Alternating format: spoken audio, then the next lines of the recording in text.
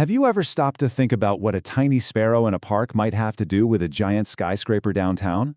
Well, today, we're going to uncover a really surprising link between wild birds and big business. And believe me, it says a whole lot more about the health of our planet and our economy than you might think.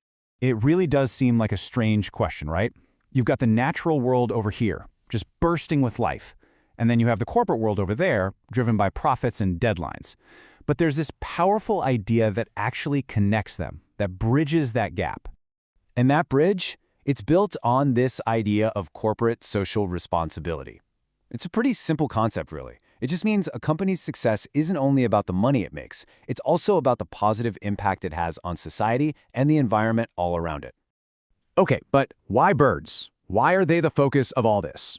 Well, it's because they are so much more than just something pretty to look at. They're basically our planet's vital signs. Think of them as a living, breathing report card on the health of an entire ecosystem. And let's be super clear about what we mean by CSR. This isn't about companies just following the law. This is about them choosing to do more. It's a voluntary commitment to being sustainable because they recognize that, hey, a healthy planet is the only way to have a healthy economy in the long run. So this is where the birds fly right back into the story.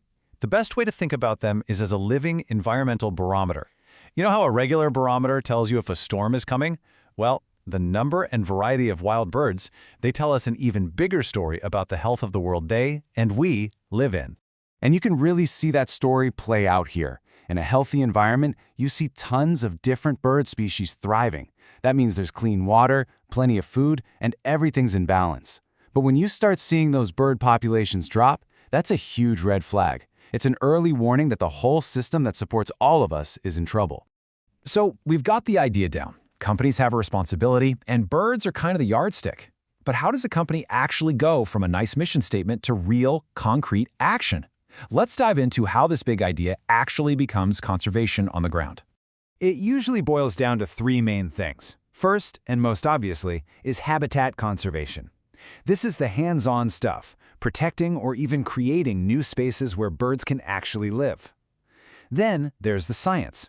You have to fund research because, let's face it, you can't protect what you don't understand. And finally, it's all about spreading the word, getting everyone from their own employees to the general public involved and aware.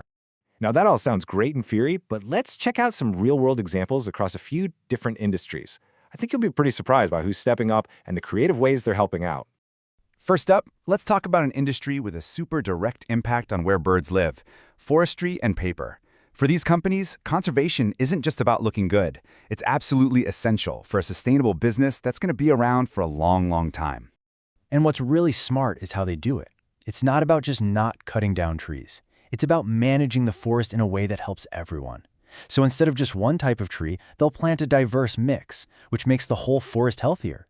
And get this, they'll even leave old dead trees standing on purpose, because those are like 5-star hotels for birds like woodpeckers.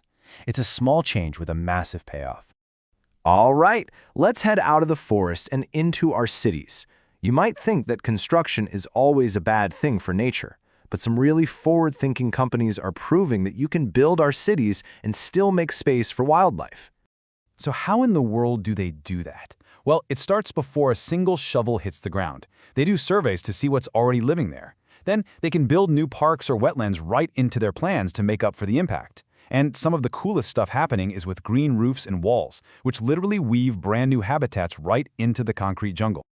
Okay, now for an industry that you'd think has absolutely nothing to do with nature: IT. I mean, they don't manage forests, they don't pour concrete. What role could a tech company possibly play in all this? A huge one, as it turns out. Their support is more indirect, but it's incredibly powerful. They can, of course, donate money, but they can also organize their employees for volunteer days to restore habitats. And what's really amazing is when they use what they do best, their tech skills, to build new tools for monitoring bird populations.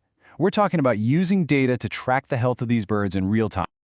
So all of this brings us to probably the most important question of all.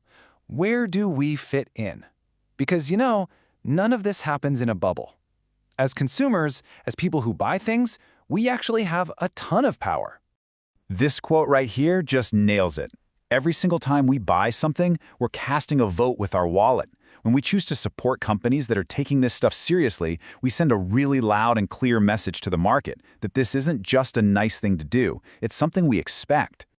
So how do you use that power? It's actually way simpler than it sounds. First, just be a little more curious.